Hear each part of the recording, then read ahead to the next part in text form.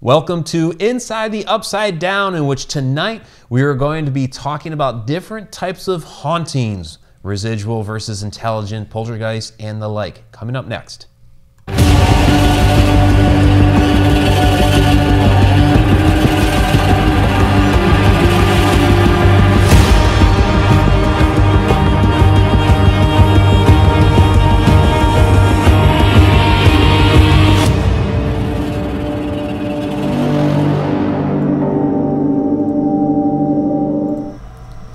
Welcome to Inside the Upside Down. I'm your host, author and ghost historian, Mike Ricksecker. With me, as always, is Shana Wankel, also a fantastic writer in her own right.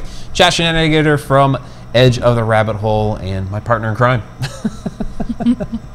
So tonight, we're going to go into different types of hauntings. We were kind of, hashing about different topics that we could cover. We're like, let's get into some specifics, some different learning moments, kind of inspired by this weekend's past video.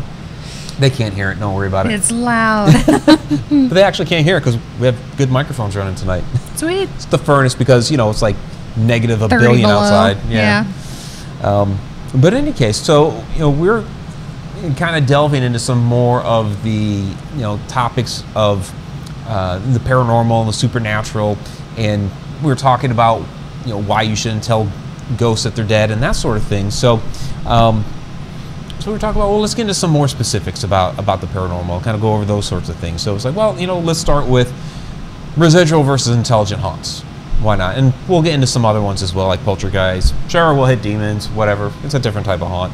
So or as I like to refer to as the TV haunts. Yeah, the TV haunts. There you go. Yeah. That's another way to put it. So, all right. So we have some clips also that we'll show along the way to kind of give examples of times where we've encountered something that's intelligent or residual and what have you. So so really, I mean, the difference between an intelligent and residual haunt, just to get bare bones. So an intelligent haunt is a spirit or a ghost that's consciously active and interacting with you, and where you can actually have a conversation with it. Where something residual is just like a playback, like you're playing an old record or an old tape or CD, or I guess these days MP3. Right. In other words, it's there and it's going to do its thing, and it doesn't even know that you're there. It doesn't even know that it's there. Right.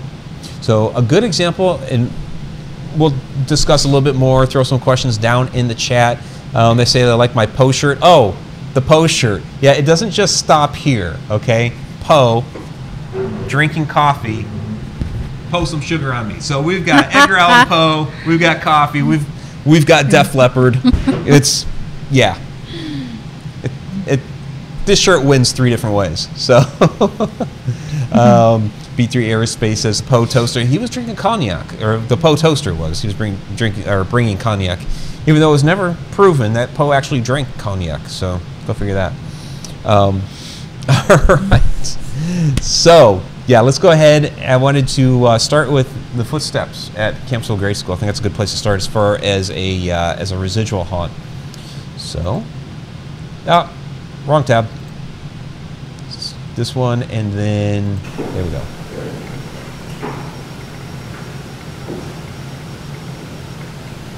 Upstairs. I know. Upstairs. That's what I mean. Okay, so that one, I mean, that's a common haunt there at the Campbellsville Grade School, is those footsteps. They're loud, distinct, on a second floor that doesn't exist, although we've come up with a new theory for that. It's a good theory. Yeah. It's a great theory, actually. Yeah. So I guess the theory, we'll just say this real quick, that site is an archaeological dig site. So what was it, back in the 1920s? They dug out that area looking for old Native American artifacts and that sort of thing. And you can see the terraces cut into the hill from that site, where it goes down the hill. There's kind of like that backyard, goes down another hill, and then there's the baseball fields and all that. So they basically put the school right into this hole that they had dug up. Well, that means that the floor was actually higher, or the original ground was actually higher. So if there had been a building there, It could have been I guess an English home, for lack of a better term. Could have been an old Indian, I think Bree once said Indian longhouse, so that could have been there at one point to give us the footsteps. But clearly nothing intelligent. We tried to interact with it. I gotta fix my shirt here. We tried to interact with it and got absolutely nothing. We would just hear the steps, back and forth. So that's a residual haunt. Not that there wasn't intelligence there, but a totally different spirit, totally different activity. But the footsteps were definitely residual. I would blow off 99% of footsteps as residual, unless I ask somebody to come closer to me, and not only do I hear, but I also feel. And if it's walking towards me, whether I can see it or not, and it's making footsteps, I will probably give that one a second thought.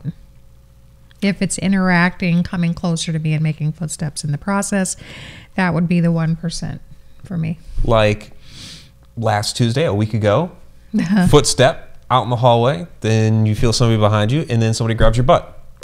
Yep. That's an intelligent haunt. Oh, yeah. With a footstep. Oh, yeah. Yeah. Residual energy doesn't interact. So, I am pretty sure, in my opinion, that a residual haunt cannot reach out and touch someone. I think it just is its own separate entity, its own separate kind of energy. It does whatever. Yeah, I kind of liken it to like an echo. An echo that's reverberating over time. So like you're out in a canyon, you yell, and you hear it again and again and again being played back to you. It's kind of like that to me. Yeah. So now I don't know if over time that it weakens like an echo, because here we are, if that was a Native American longhouse from hundreds of years ago, this would still be reverberating for a long time. So, so that's an interesting question, and something that as we investigate and research and all that we would want to know. A question that we could pose out there is, how long do these things, continue to do that? What is their shelf life? Good question. No what idea. Is the shelf life? I have no idea, because, if you think about it,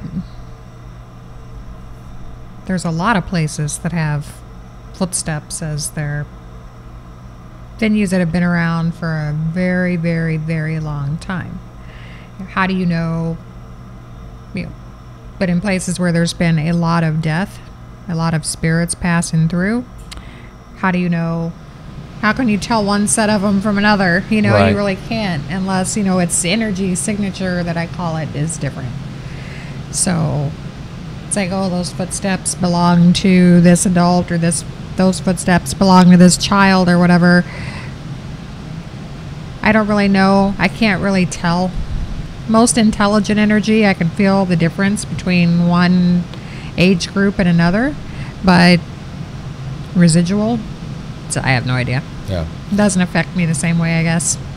Bree Jones says, I still say those footsteps are from soldiers who were walking around the longhouse, and it very well could be. It would just, if it was from the longhouse, my idea is that the entire hill was still intact and in places, so that floor of the longhouse was at a higher elevation than the current first floor of the school. So, it could very well be footsteps from a longhouse, because they do sound like boots. And you would have to then research to find out exactly what time frame you're dealing with, to find out who would have been there at that time. Yep.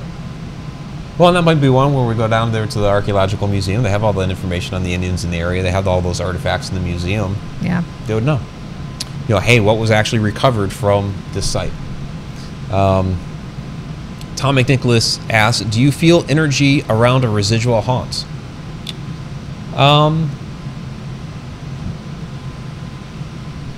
That's an interesting question. Yep. Because usually with the... Go ahead. I'd say like at the grade school, while the footsteps were going on, there was also intelligent activity going on too, separate from that. So to be able to discern between the two, I don't know. Yeah, that's a good question. If I could tune out anything intelligent and, put yourself in the middle, put yourself in a spot where residual activity happens and nothing else affects you, to see if you hear footsteps but you didn't feel it, that would be the only way, but it would be so hard. Yeah, I think it's a playback of something, so there has to be some energy there to begin with. And yeah, I mean, that grade school it would be a bit more muddled because there is a lot of intelligent energy there as well. Look, Pat Kraft throws down a good example. I think you can feel the energy of residual haunt, Velisca, for example. And so, yeah, those when it's like repeating a death scene over and over again. People talk about some residual haunts of, somebody trying to, jump from somewhere. I forget the lighthouse, but somebody jumped from the lighthouse, and they always see that. So, could the energy from a residual haunt act as a battery? Maybe. Could it be its own battery that kind of keeps a place going, and then the intelligent energy is just... Well, I think it would be like a discharge. So they talk about like the stone tape theory, where the energy is trapped within something, whether it's stone or metal or what have you, and there's something that kicks it off to play back. So that's a discharge of some sort of energy. Whether or not you could feel that, debatable. I guess it probably depends on exactly what it is, how strong it is, and all that. So I know from my memory of the Campsville grade school, since we're using that as an example, when those footsteps are going back and forth, I wasn't necessarily feeling anything, but I thought it was really interesting how we kept hearing that again and again. What I mostly felt, and again, I don't feel things as strongly as you do, most of the things I felt were down the other side of the school, where we had all kinds of crazy stuff going on, but those were more intelligent haunts. So, so Shay had a question. Answer at the appropriate time. Have you been followed home from an investigation? Yeah, we will handle that a little bit more of an appropriate time. Oh yeah. Shana certainly has. So now on the intelligent haunt side, I have a few more clips in regards to this. So that's the first step, so we turn that off. This one's going to get you. I have an audio of Captain Minky saying my name. It was also the side that I was going on whenever I said that I missed him and he said it back. It's Shana, Captain Minky. I've missed you. It's Shana, Captain Minky. I've missed you. That's a good one. Yeah, so that's you one day. This is before you met me. I was interviewing you in that clip the first time I'd ever been on the Goldenrod. And you told me about that, and then you later on gave me the clip. So that was you walking onto the Goldenrod and saying that you missed Captain Minky, and you got a response. Yeah, I almost tossed the audio because we were just basically showing up to just give the boat a once over and check it out, because I literally lived 2.8 miles, 3 miles, whatever, from the boat. So I was there all the time. We were basically just going to give it a once over before going to the cafe. And so I basically just waltzed down the steps and into the showroom and said hi to Captain Minky, and that I had missed him because I hadn't seen him. Hadn't seen him for a few days. We were all busy, and I just hadn't been there. And so I said I missed him, and I just kind of glanced around, and that was it. I said goodbye, and we left. And I didn't hear anything out loud at the time. So then we got back to the cafe, and we're sitting around the table. It's like, well, let's just listen to it. Probably didn't get anything. And the audio was literally almost 6 minutes. And just a little bit into it, at like 1 minute and something, you know, Boom, maybe it was there. It was like, hear me, Captain Meek, I miss you. And then all of a sudden, get that, and we're all like kind of sit up a little bit. And it was like, Rita's like, did he just say what I think he said? I was like, I think so. So we listened to it again, and yeah, he did. Judy Wilson says, oh, he sounded like a sweet man. He was a character. I didn't really know him in reality because I had heard of the goldenrod. I almost went on there, and it's early, in a little bit earlier time. But unfortunately, I didn't get to see him or meet him or anything like that. So, but I had heard a lot about him from one of the goldenrod historians who did know him personally, and played her the audio. And she was like, how do you have Captain Minky on your audio like that? I was like, well, because he's still there. Yeah, he's still around. And she recognized his voice right away. I had never physically heard his voice, ever.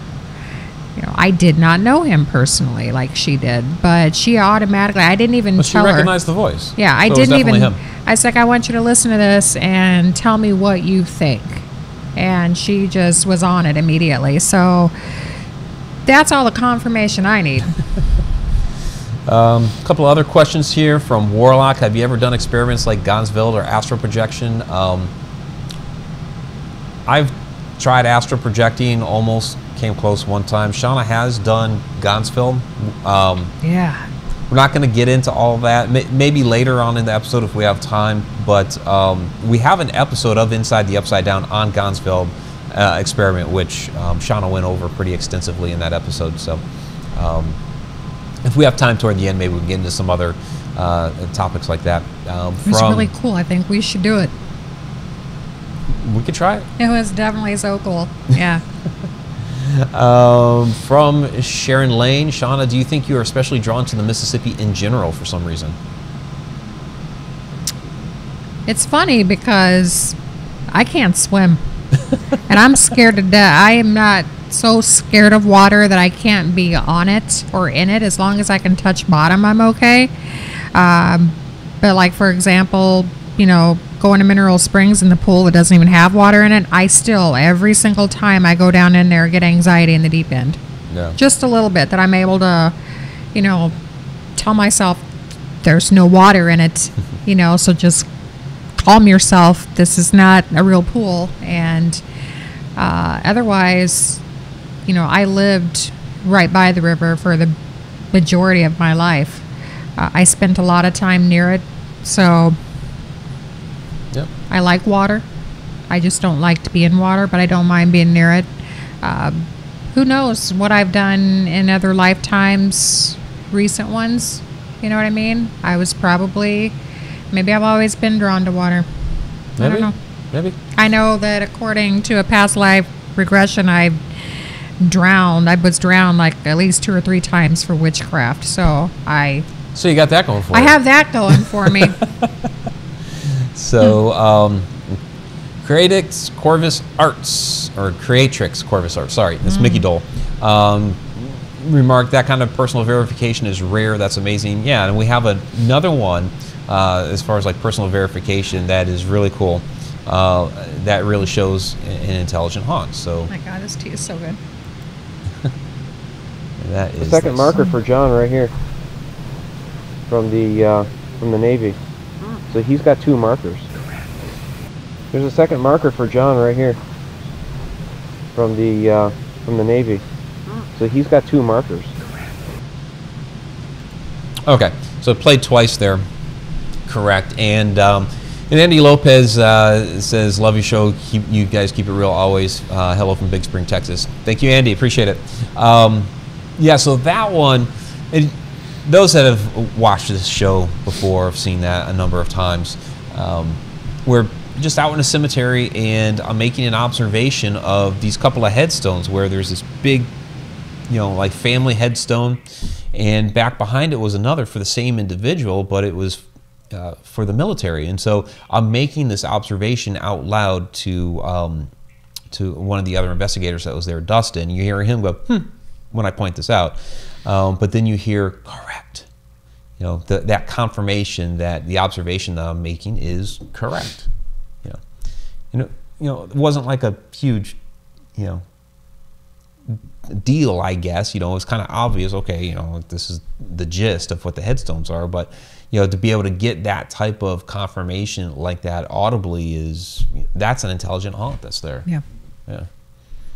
So Diane Hilbert saying that one's loud and clear. Yeah, that's something I always liked. That cemetery is where I got 2 EVPs that I talk about all the time. That one, because of that confirmation where you're like, there is something intelligent out there that's confirming it. And then the other one, my teeth are warm, which is the oddest EVP. And that one is just clear to me, clear as a bell.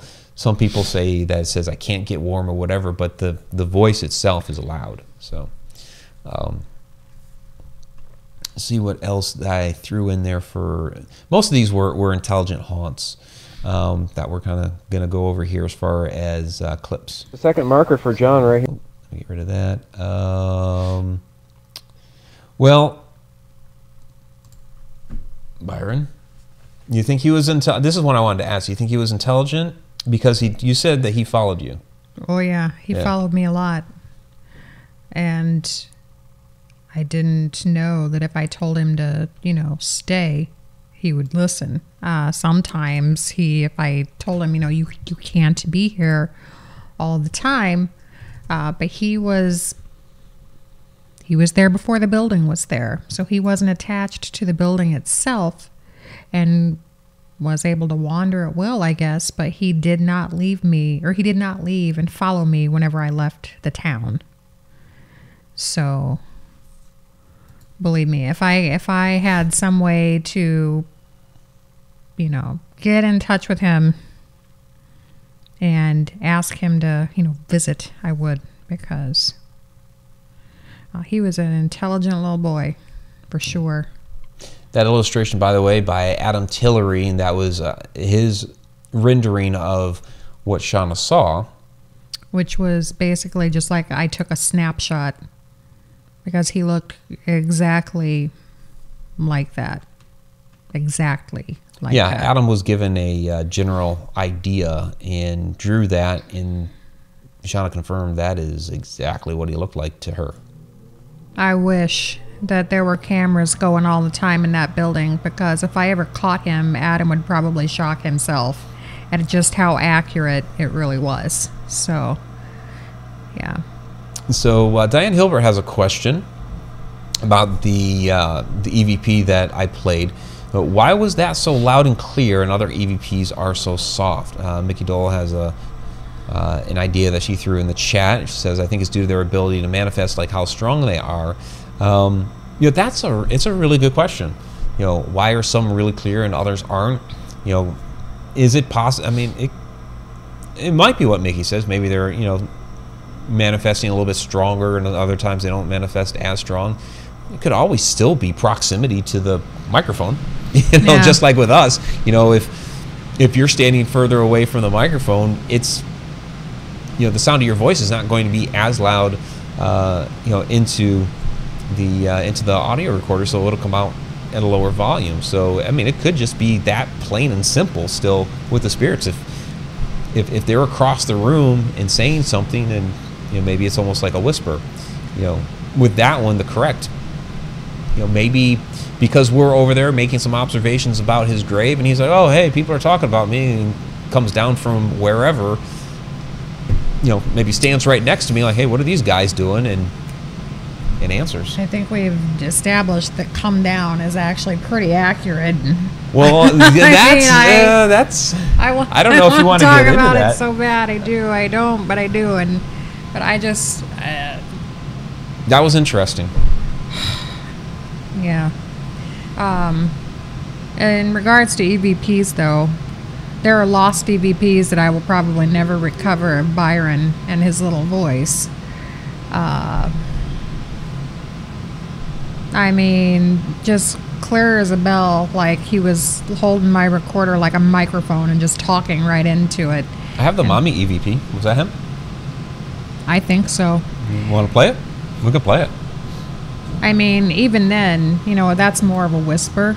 Yeah. It has a little bit of tone to it. But, I mean, there's others where... Pretty sure it's in here. Where is it? Yeah, right there. Do you spend any time upstairs? My ears got moving around upstairs. I know. Do you spend any time up? So, that was more of a whisper, and you think that was him? Yeah. I'm pretty sure. Okay. And was it Judy saying wasn't he there with his mother? Was his mother ever there? I mean, was that even... you said it was a tree that he fell out of, so it may not even have been his property, right? Yeah, all I know, all that's been documented for us so far back then was that that was the altercation, the gunfight, what happened before the building was there. That's a documented event. Would have to get a hold of Emerson for that. Okay. And because it actually happened before the building was there. Emerson's a local historian. He is amazing. I would love to get him on this show. He has a lot of information. Oh my gosh, How is he about the ghosts, though? He's fine. He's fine? He's good with that. He loved talking to us because he would give us the facts, and then we would let him listen to the stuff that we had, and he's like, you know, there you go. I can confirm that. But Byron didn't even, you know, the building wasn't even there yet, so he was just a local, and climbed up into it. I don't know where Mommy and Daddy were. I don't even have any documentation of his parents other than that voice saying, you know, confirming that there's a mommy there also. But he basically climbed up into the tree to watch the festivities and fell out, and that's how he died. Yeah. So he spent a lot of time upstairs because I guess to him, you know, but we spent a lot of time enticing him to come down, explaining to him that he didn't have to stay up there. He could calm down. And it took a while, but eventually, you know, I saw him downstairs. So I'm like, oh, thank goodness, because it was a lot easier to be downstairs than it was to be upstairs in that building, especially alone. That building was just, it was crazy up there, and a little too overwhelming sometimes, just because of all the different, it's like being at Mineral Springs, all the different kinds of energy, but just compacted into a smaller building. I mean, you saw the size of the building. Yeah, it's a small building. There's not much to it, really. And there was just way too much in there. $800 if you want it. I mean, my refund's coming in, and it is so tempting. You know, I just really want to do it so just bad. Imagine it's just the money. The liability. Yeah. So, Donna asks, did you get Byron's name from the historian? I got his name started with a B, and it came to me initially on my own, but it was a mix of Emerson and the town mayor and one of the other elders of the community that was able to confirm that was actually his name. Getting that information again, I really need to get that information again just so I can have it. Oh, yeah. But, yeah. All right, very cool. So, all right, so that's Residual and Intelligent Haunts, which, Debbie08 says, I remember seeing a picture of Shana at the cafe, and I could see a little boy behind Shana as she was sitting. That's probably the Gropes. The Gropes photo. Of Wrath. Yeah. Yeah. So, but yeah, and there was another comment here. Sharon Lane, yep, kids are attracted to Shauna's energy, which is very true. So Shauna picks up on a lot of child spirits. I mean, even when we're, at cemeteries, like she'll just, walk to a headstone and she'll know instantly without even looking at it that it's a child. And be like, oh, that's why I was headed here. Yeah. I have no idea. I can't explain it, but That doesn't mean that I don't interact with adults too, but it's usually the younger generation that I just zone in on a lot easier. Yeah, it happens. It's probably the motherly instinct, I think, in you. Yeah. Yeah. I would think so. So,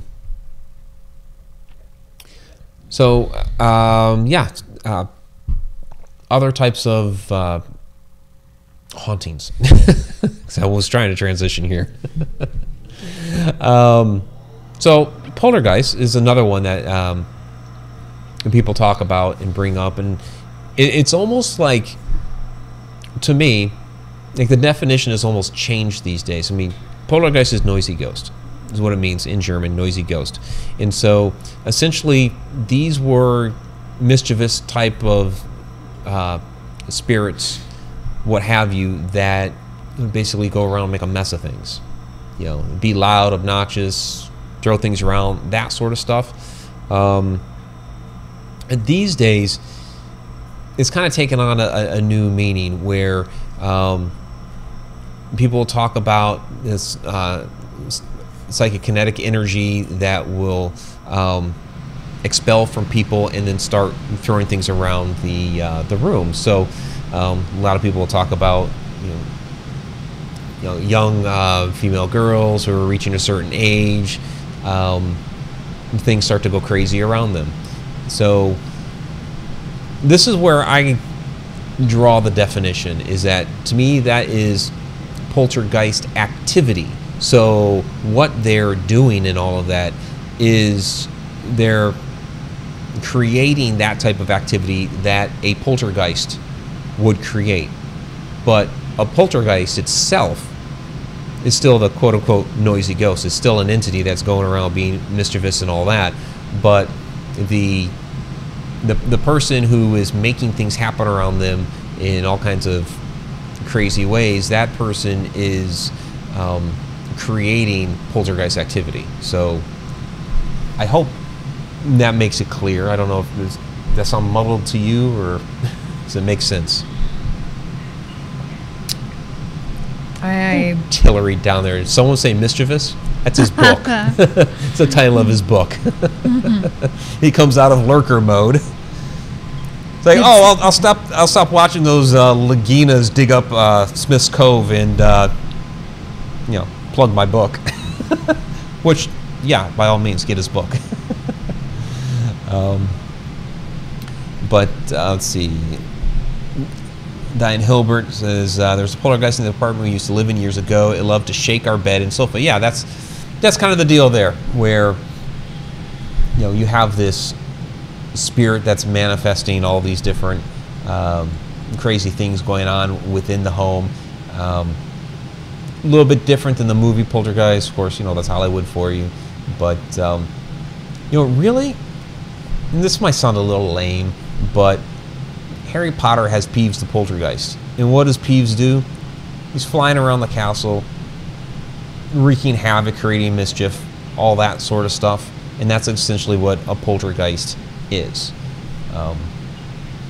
Again, not to be confused with somebody who's actually creating poltergeist activity, two different things.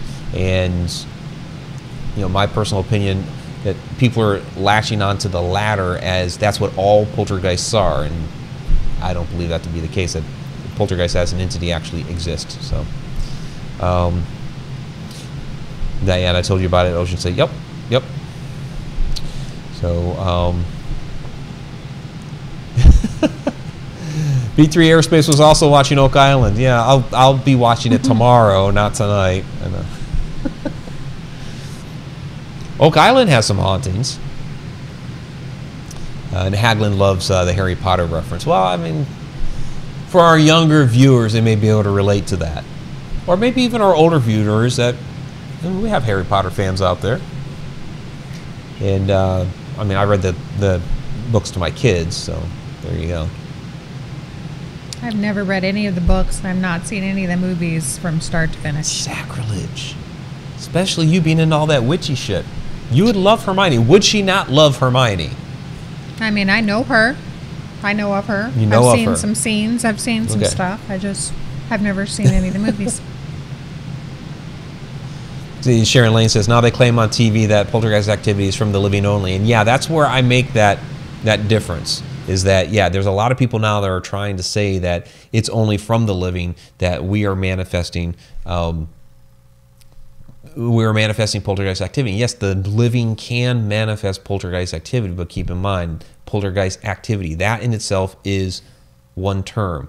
A poltergeist is a thing, is an actual entity itself too. So poltergeist activity that humans create is the activity that is like what a poltergeist creates. So what would be a good example? Trying to think of like an analogy to use here. So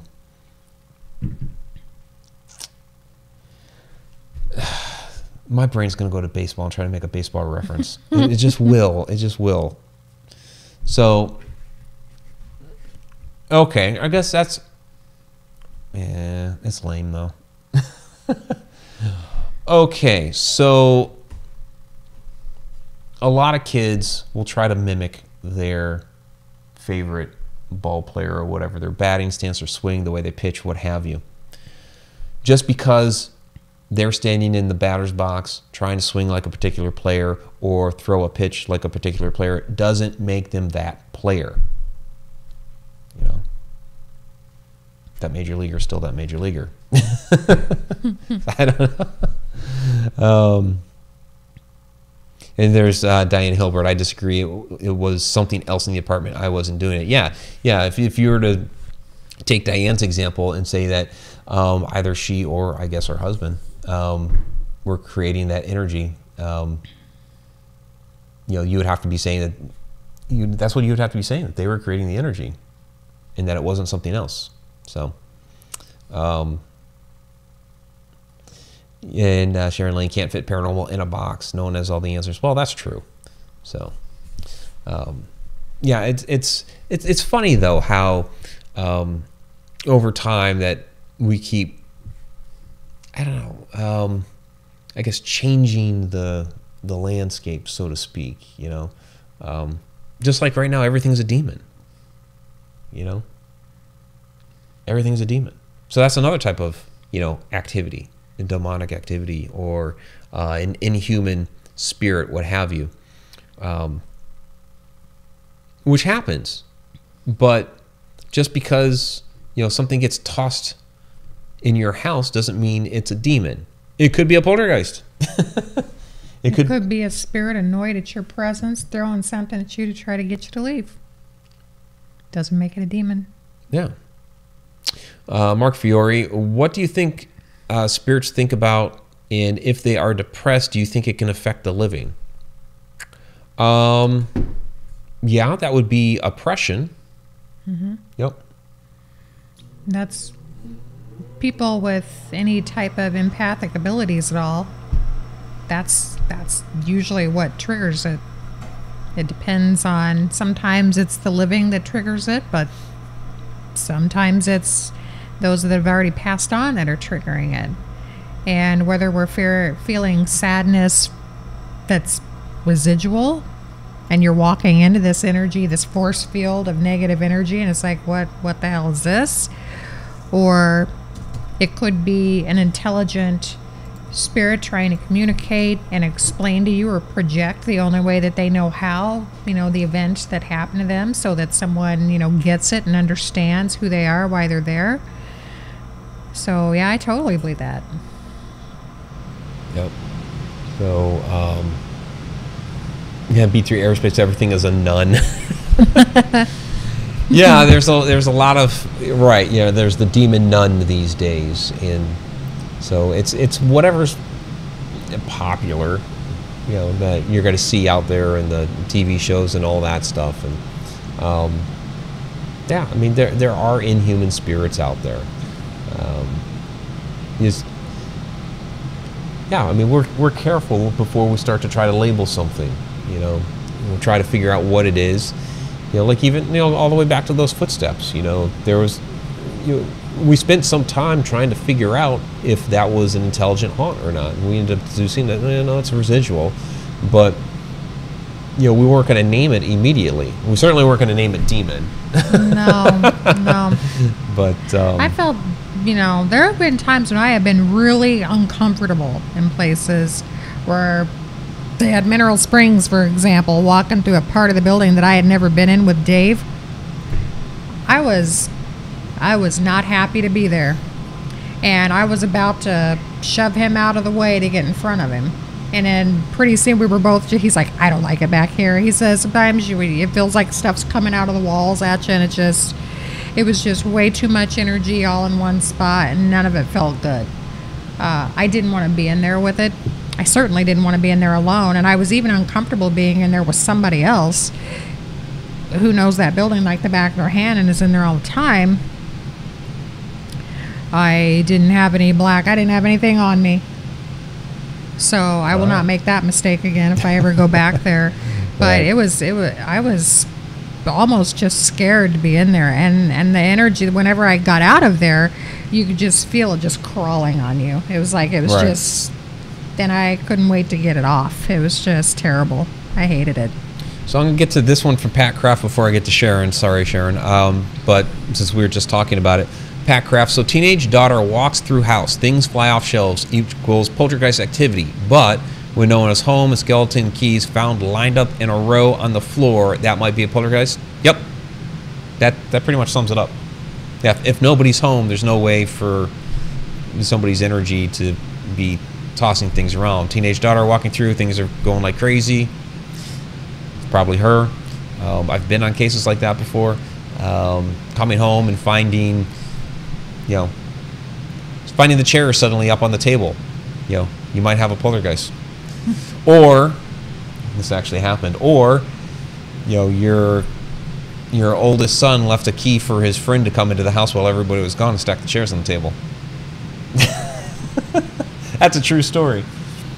It is. Yeah. Because just before I left for the Air Force, when I just finished high school, that whole week leading up to it, was like every day that I came home, something else was done to my room that was just totally screwy off the wall.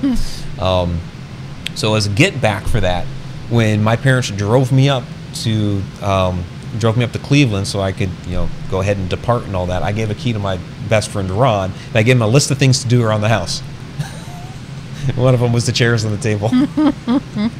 Because my dad made that reference when we first moved in there, because there were like a lot of families that were in and out of that house.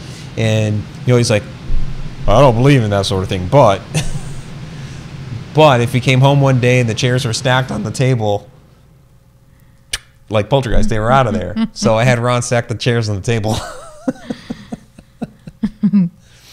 And that's not poltergeist activity. That's just a mischievous son. Yeah. Not a mischievous ghost. No. Adam Tillery. Don't always assume that everything is paranormal. You have to debunk it as something that might be human first. Could be. There could be for all of this, there could be a human explanation for it, and so we check those things out first. So, so then Sharon's question: do departed human spirits become wiser, or are they sometimes stuck at their earthly level of knowledge? That's an interesting question. I would like to think that we continue to learn more as we go on. And it seems that, many of these spirits that we interact with have additional knowledge that they probably didn't have when they were still alive. Now, here's the kind of question thrown back at you. Where is this knowledge stored? They no longer have a body. They no longer have a brain. So does that mean that our actual knowledge of things that we know and all that is not actually stored here? It's stored within the soul. And if that's true, then your soul could perpetually learn. I can believe that. Food for thought. Food for thought. What else did you guys have? So,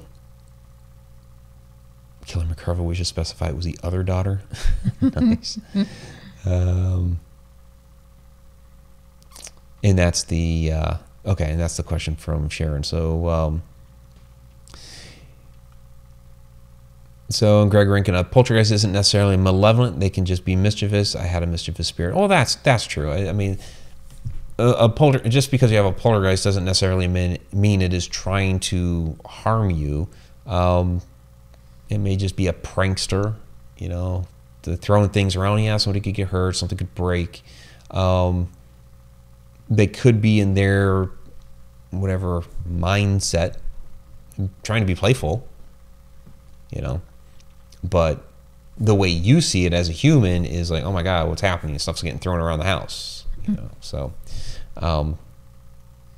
yeah, so you don't know, and that's one of the reasons why we try to communicate with these spirits, is to find out, well, okay, what's your purpose here? What are you trying to do? You know, why are you throwing things around the house? You know, that sort of thing. And we'll start off kind of trying to give them the benefit of the doubt in most cases. You know, you see some of these, you know, paranormal teams that, you know, right off the bat something gets thrown and they're immediately on, oh, you know, you're trying to, you know, hurt me, harm me, okay, you know, bring it on, you know, like, what in the world? It's like, why? Be careful what you ask for, because you never know. If I'm a spirit and someone's gonna get up in my face like that, oh yeah. If I can do it, there are no consequences. I'm gonna smack them upside the head. I will give them exactly what they asked for. That is how I am going to be in the afterlife. There you go. Whenever I'm haunting and wandering around, if I come across any of that garbage, yeah, throw something. Oh yes, I'm going to throw something, and I know exactly where I'm going to aim it, and that's just the way it's going to be. Gotta learn a lesson somehow. Don't ask. Be careful what you ask for. Yeah. You know, it's a very unstable field. It's a very unstable environment whenever you're doing this. If you can't see it, then you can't see it coming at you, you know? So you have to be respectful, and you have to be mindful of it, and you have to be alert. Always. Agreed. Per Mark, do you think there's a rank in the spirit world? A lot of people say that. I don't know. I believe that I don't think you're your own boss. Otherwise, we'd have the answers. That's probably true. I mean, there's some sort of there has to be at least some sort of rank, because I mean, I still believe that it's a created universe. So whoever created it wasn't me, and so therefore I would call that person higher ranking, if it is a person. You know, Yeah. whatever that is of higher rank. I think management needs to like not be so tight with. They need to lighten up a little bit. Give us some more to work with. There you go. So I mean, there's some sort of structure, you know, and there's a lot of different ideas as to what exactly that is. So I mean, there's all kinds of theories that you could look up and what have you. So. From Judy Wilson. Was it Judy Wilson? What was that next question? No. Oh, there's a $10 super chat from Tom McNicholas. Says, wow, it wasn't me that sent this. It was a poltergeist. Well, thank you, Mr. Poltergeist. Appreciate that. I know I missed a question up here, so where'd it go? As Judy Wilson was saying, they seem to all know not to talk about the afterlife if asked about it. Yeah, that's... So there you go. There's your structure right there. There's a rule in place. They're not allowed to talk about the afterlife, no matter how many times we ask about it. They'll give out some information, but not the answers to the really burning questions. Yeah, the stuff that you want to know, we're not going to tell you. You know, but we'll tell you that you're correct about your observation of the headstones. Thanks, buddy. Thanks, John. What was his name? John Allen. So,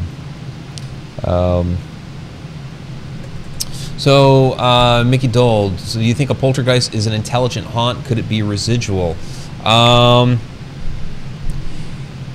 residual. I do think a poltergeist is a type of intelligent haunt. Yeah, because I think that they are consciously, moving things about, throwing them about, hiding stuff, whatever it is. I don't think residual haunt would pick up your keys and hide them somewhere. I've had that happen during an investigation before. I've had that happen. Yep. Yeah. It was one of the first cases I was on when I first got with that team in Oklahoma. That it was an interesting investigation to begin with, but the one guy's keys we could not find. We're looking around, and we had looked. The case that we ended up finding them in, we had looked in there like 3 different times. You know, and it was an open, you know, clamshell case.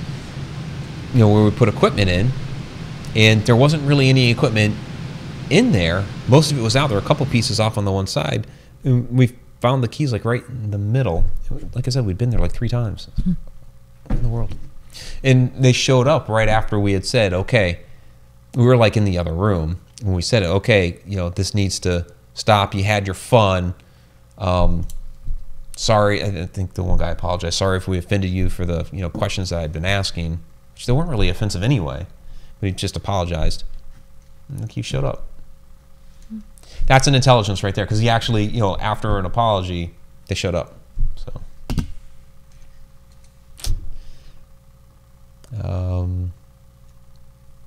what else did you guys have? Oh, that was Tom's. Well, thank you again, Tom.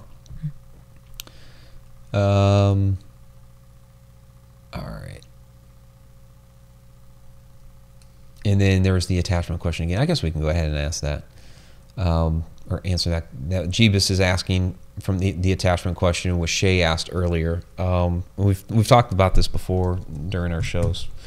We've kind of talked about a lot of this during our shows before, but kind of structuring it a little bit differently tonight, I guess. I know you have, because you talked about Byron earlier, and so that was definitely an attachment that would kind of come and go. Yeah, he would almost all of the time, if we went to investigate there, you know, I'd tell him, look, you know, don't follow me home tonight. You know, you got to stay here. Sometimes he listened, sometimes he didn't. Other times I would just be like, look, I got to get stuff done. And so I would drop what I was doing. And I would open the door and I couldn't see him, but I'd be like, and then I would walk to the cafe, which was once I got out to my driveway and walked down the alley, the cafe was just right there. And I would go there and physically unlock the door and be like, you got to stay. You got to stay here. You can't stay with me. You got to stay here. So there are other times, you know, random spirits would just, you know, follow. Sometimes one of my kids would see one, and I certainly didn't tell them about it. I didn't think that was appropriate, and they would describe spirits that I had seen. So I knew that they were following me home. And, you know, now I wouldn't say that I can't say that they don't follow in terms of I've seen apparitions in the house, but the stuff that I am seeing is something. I can't say it's a human spirit, but I can't say it's not a human spirit. I don't know what it is, but whatever it is around on the daily.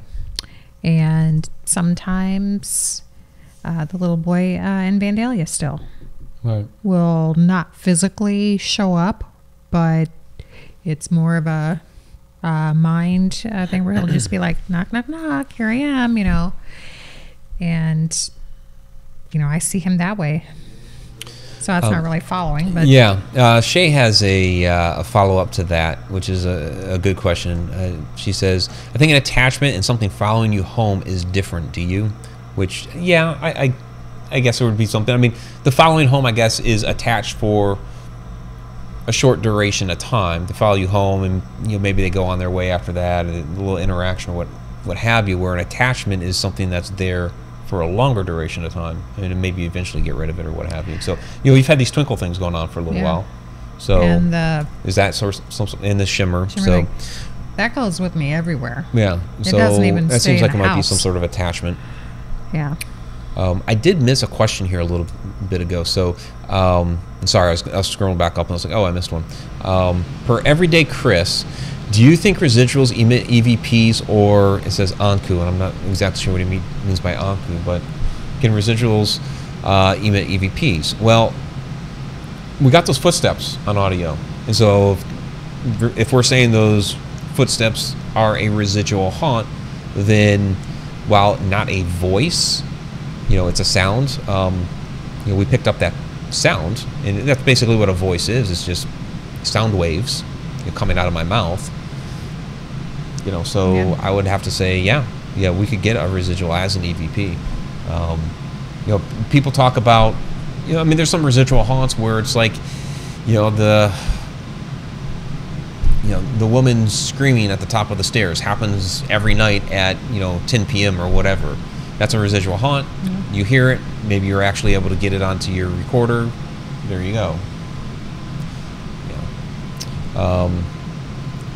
Betty asks, since you both have had experiences, could a spirit be sitting with you now, listening? The heat shimmer thing is in here. You've seen the heat shimmer thing? Yeah. Yeah? Yeah. Where? Yeah, over there.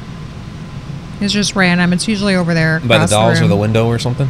I've seen it over there. I've seen it over there by the boxes. I mean, every once in a while I'll see a little twinkle in here.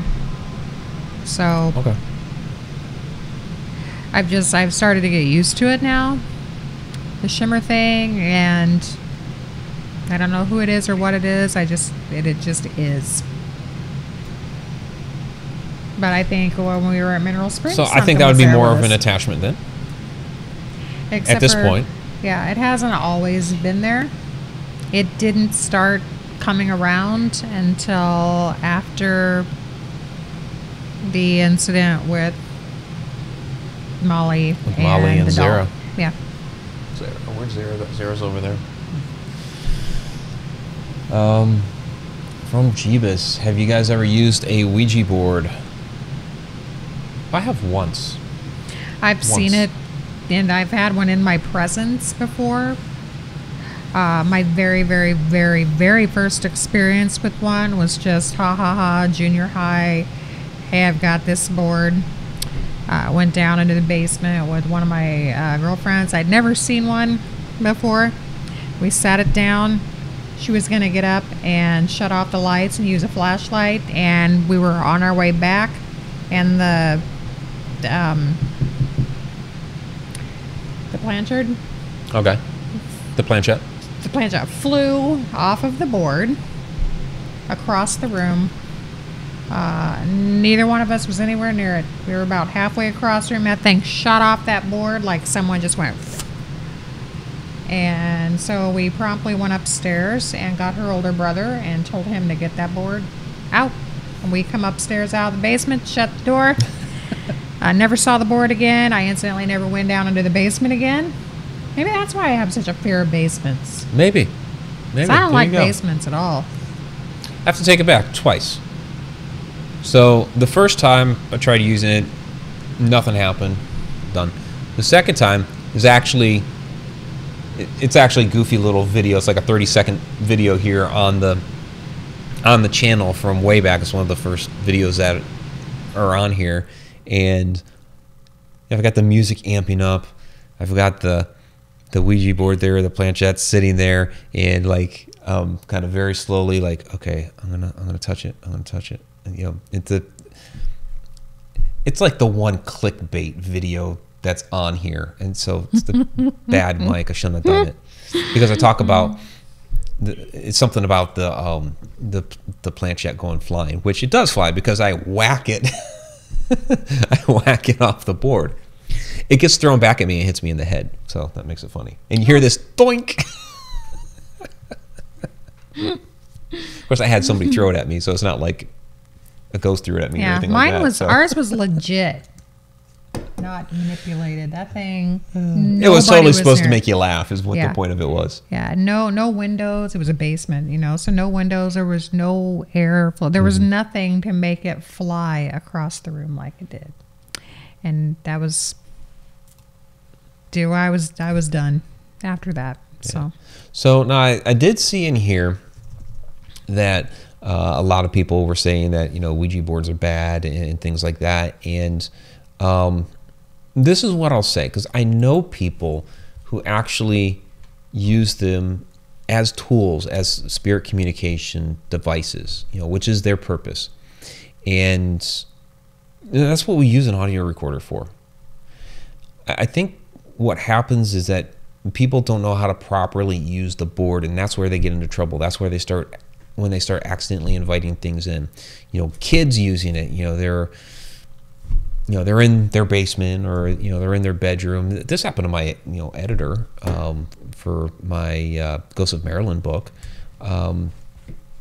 Group of teenage girls are playing with the Ouija board in their bedroom, and then all of a sudden crazy stuff starts happening with the radio and all this. I can't remember the whole story, but it's marketed as a game. So I think a lot of these kids that start playing around with it don't really realize what it is that they're doing and how to properly communicate, and they're all trying to write out this boy likes you or whatever onto there, while at the same time there's a spirit out there that's like, hey, I'm trying to freaking communicate. You just reached out and asked me to communicate with you, and now you're being goofy over here. And maybe they just get pissed off. So and then they don't close the conversation properly, and so that opens it up for all kinds of crazy stuff to happen. So I think that's a problem, where it's not necessarily that the Ouija board is bad, is that people don't know how to use it properly. So I stick with the audio recorder because that's what I know how to use to try to communicate with spirits, or for disembodied voices. But I just, because I'm not familiar with the Ouija board and don't know how to use it as well as some others, I stay away. Yeah, I typically tend to stay away from things that can be manipulated. So a spirit board, Ouija board, I just, anything that can be manipulated by someone other than me, especially and when I'm alone, I typically don't do that kind of stuff alone anyway. I think there's safety in numbers, but anytime there's someone else involved, I don't trust it. Same reason why I don't trust a lot of things that are manipulated by man. Whenever I talk I talk out into the atmosphere and I have a digital recorder running and someone answers me and I'm able to capture that, I have more faith in that than I do in anything else, really.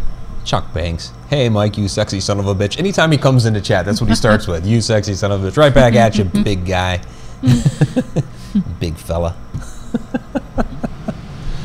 So, I'll just step away now. Shana's out of here. Everyday Chris, he meant, do you think EVPs only come from intelligent spirits, or can residuals leave them too? Well, that's what we were talking about, where I think, if that residual is making a sound and the audio recorder picks it up, well then like those footsteps. I mean, it's not a voice, it's a sound of a footstep, but we hear all the time people reporting, this constant haunt of this person, every night, every, full moon, the first Tuesday past whatever, and it's always, and the person's making a noise or says something or whatever, and if you get that, well then, you've picked up a residual spirit saying something.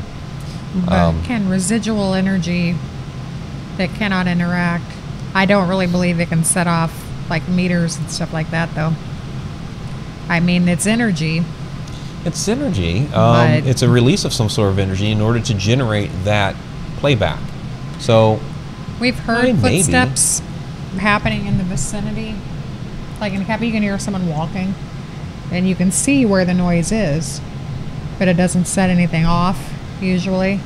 That happened a lot, no, and we kind of wondered about it. I'm even mixed on the devices when something goes off and when it doesn't, because we've gotten like all kinds of crazy activity and nothing happens on the meter, and then there's other times we've gotten all kinds of crazy activity and stuff is happening with the meter. Yeah. So what I end up saying about the meters is that it shows that something could be happening, but it's not. The meter goes off, you got a ghost. We had the had a K2 meter setting up. Okay. So in the cafe, there's the dining area, and then there's the window with the bell in the kitchen area. Okay. And so we had a meter sitting up there. Meanwhile, there's no electricity in the building.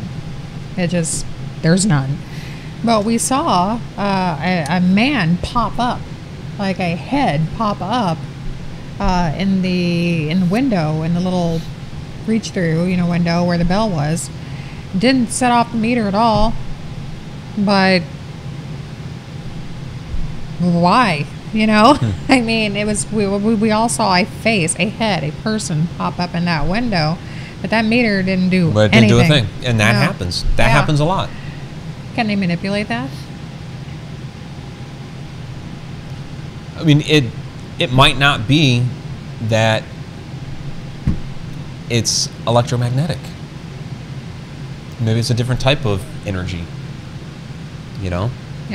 Maybe sometimes they do come through as electric energy, and maybe at other times they come through as something else. We don't know the answers. What the hell was that? That wasn't the furnace. That was over there by those boxes. What's going on over there? You heard that, right? That bang? Oh, yeah. Yeah. Oh, yeah.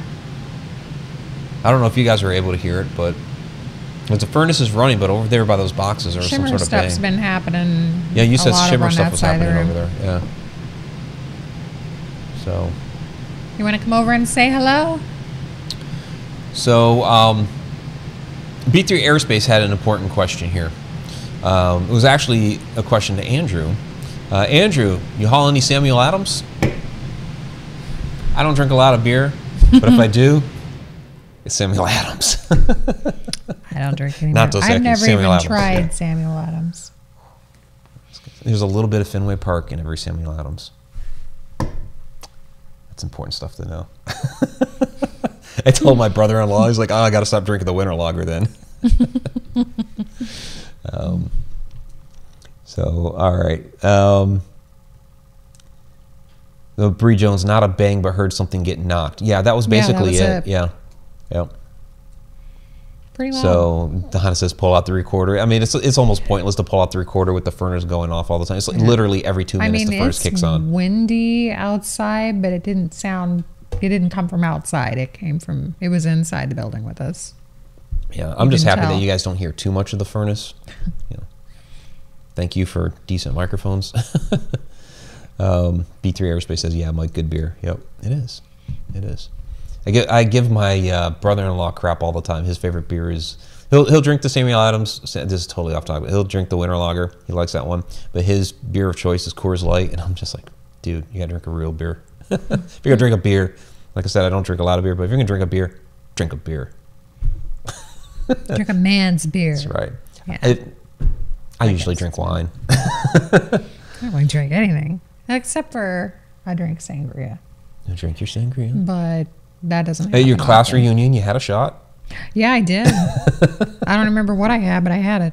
Right. It was sitting there, and everybody had it, so Yeah. you had it. Right.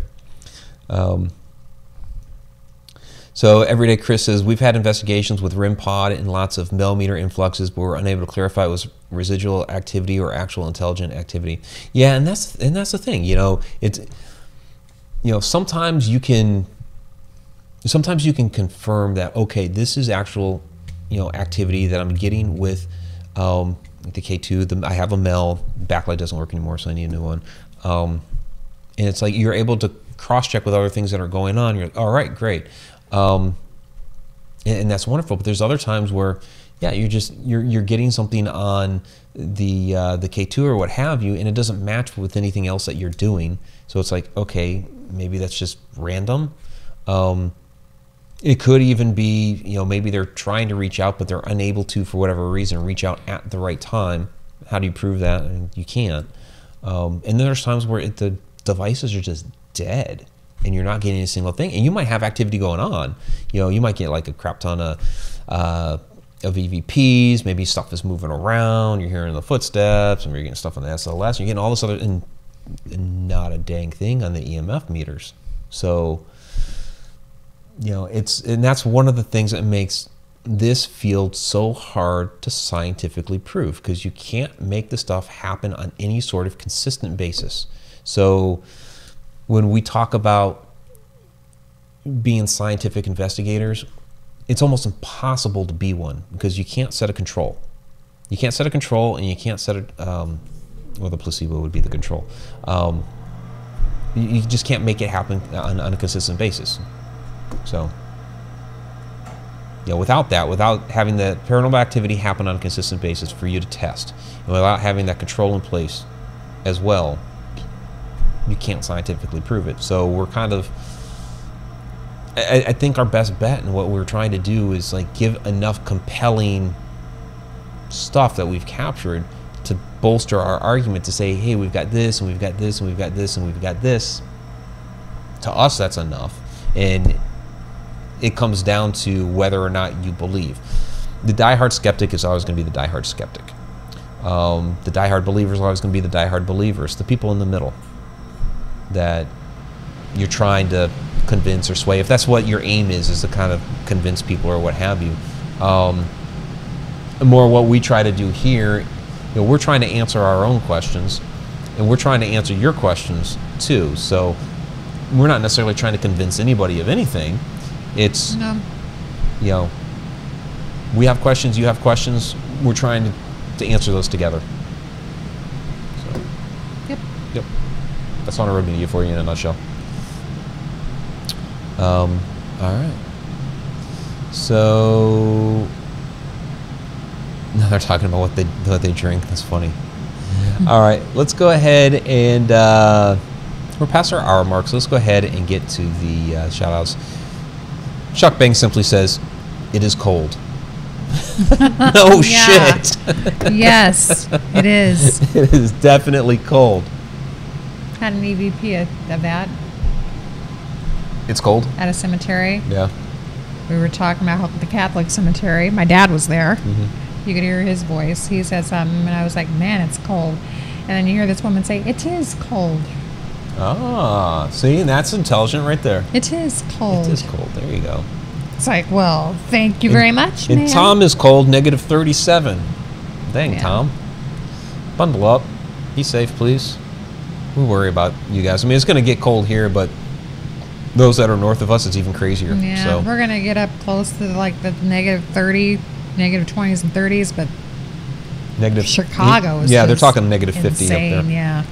In 5 minutes, any skin that's exposed, in 5 minutes, frostbite can start. So, don't be stupid. Bundle stay up. inside. Yep. If you gotta be outside, if you bundle can't up. just if you can just stay inside the whole freaking time. That's what I'm gonna try to Yeah, do. and But I if mean, you have to, yeah. Then have by all means, bundle extra up. blankets and make sure your phone's charged and like the hand warmers or whatever. Just have some type of emergency. So, thankfully, there's not a crap ton of snow on the ground where people can get to you. You know, because we've had that happen before. Have 15 inches of snow and have 30 below wind chills, and people out and about on like country roads and stuff like that where they can't be gotten to. You know, just told Shana I'm having be flashbacks smart. to Alaska. I spent 3 years in Alaska, and it was only like on rare occasion that we would get that bad.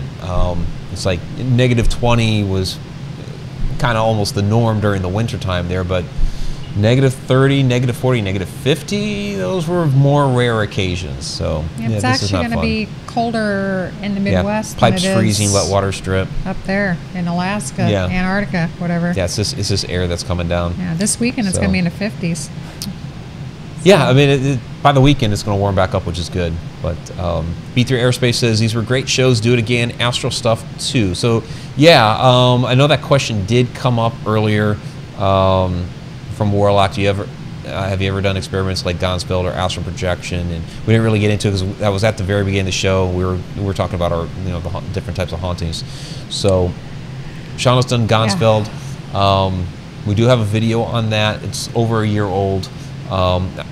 Astral projection, I don't think we've really done one on astral projection. We've talked about it within conversations on here before, so we could certainly do one on that. Maybe we'll mix the two, because I mean they're related to a degree.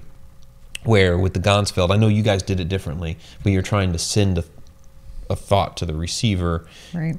in that whole rig and see if they get it. In astral projection, you're trying to send yourself somewhere. We kind of, we really got it from watching.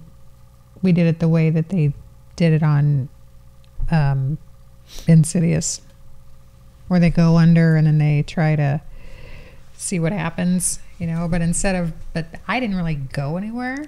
Just stuff was happening around me that shouldn't have been happening around me. Things that were not happening in our particular time, but just stuff that I could not possibly have experienced in reality. So it was look up Haunted Road Media and type in Gonsfeld Experiment and it'll take you right to us. Yep. Yeah. Chuck has upped the ante. He says, it is so cold. It is so cold. It is so cold. Awesome. It is Betty so Lange true. says, when Astro I flew like an eagle. Cool. So we'll definitely have to do an episode on astral projection and all that stuff. It'll be good. Yep.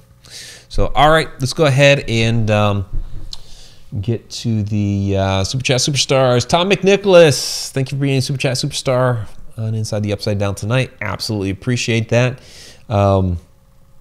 Deep Down the Rabbit Hole Patreon patron, so go to patreon.com / Haunted Road Media. We are going to be having an upload here by tomorrow morning for that. But the tier, the Deep Down the Rabbit Hole Patreon patron, which is the highest tier, that is Tom McNicholas, B3 Aerospace, Zippy Davis, Joe Chandler, Andrew Cox, and Pamela Queen. Thank you very much. And then thank you to all the other patrons out there as well. So Donna Gordon, thanks for Cheshire catting the chat. Absolutely appreciate that. There are a lot of questions that you had to field and throw back my way. So thank you very much for all of that. Tim Schoen ups it. He says, it is oh so very cold. You guys are funny. So thank you, Tim. EQ, thanks for joining us again. Betty Lange, stay warm. Bree Jones. Bree is in Canada. I mean, geez, how cold is it there in Canada? North Right. of all of us having -50 and stuff. Geez. Variety Multimedia, that's Candy Orton. Thank you, Candy. The Haglin, thank you very much. Debbie 08, thank you as well. Judy Wilson, thank you for all the questions. Sharon Lane, thank you very much for everything. Fairy Queen Diane Hilbert, it's past midnight in the East. Diane, it's time for you to go to bed. Usually when we go a lot longer, she does have to bail out. So Diane was in here the whole time, and it's awesome. Awesome. Love you, Diane. See, there is Chuck Banks Beyond the Light Network. Chucky, you schmexy guy. With 3 X's. Schmexy. Creatrix, I have to say this right. Creatrix Corvus Arts. Mickey Doll. Just say Mickey, but that's what she's in there as. Thank you for joining us once And Adam again. Tillery, of course. Tillery's out there lurking. Adam, he popped in when he heard mischievous. Is it mischievous? Yeah, so he's out there. There's Shay Carroll. Thank you, Shay. Pat Kraft was out there as well. Kelly McCarville was out here tonight too. Greg Rinkin, Jeebus the Gamer Nerd, thank you very much. Mark Fiore, thank you for your questions. Let's see, we also had all right, I think I'm gonna have to scroll back down at this point. There was Everyday Chris, thank you for your questions too. Lonzo Tingle was out here, thank you very much, Lonzo. There's Tillery with the eyes, the lurking eyes. Yep. All right, so yeah. Some chats have a list of the people in the chat room. Yeah, We need that. That would That's be awesome. fantastic if Facebook, or not Facebook, if YouTube had that, and they just scroll down that list, be done, and all right. But no, I got to scroll back through everything everybody said. So okay, that's gonna be it, everybody. You have a great week. Tune in for Friday Night Ghost Frights this Friday, of course. And we have some other stuff coming up. So again, Patreon patrons, you'll be getting a new video by tomorrow morning. And the video that we released yesterday, we're going to be doing some more of those. I guess we may as well do them as Mike Morning Mugs. And we'll do some more. Because the Inside the Upside Downs are great because we're able to have a discussion with you about a lot of these things that are paranormal, supernatural, otherworldly, and the like. But we want to condense some of that into some smaller videos, so that you can kind of just get like that information in like one punch. So it'll be a little bit of a, I don't know, if you're looking for some quick bits of information about different paranormal topics, to give them to you, and then of course, we'll still be here live to answer your questions and talk more in depth on some of these different topics. So that's kind of the idea. We'll be having some more of that stuff coming up here. So, all right, everybody. Take care. Have a great week. Stay warm. Be smart about it. Good night.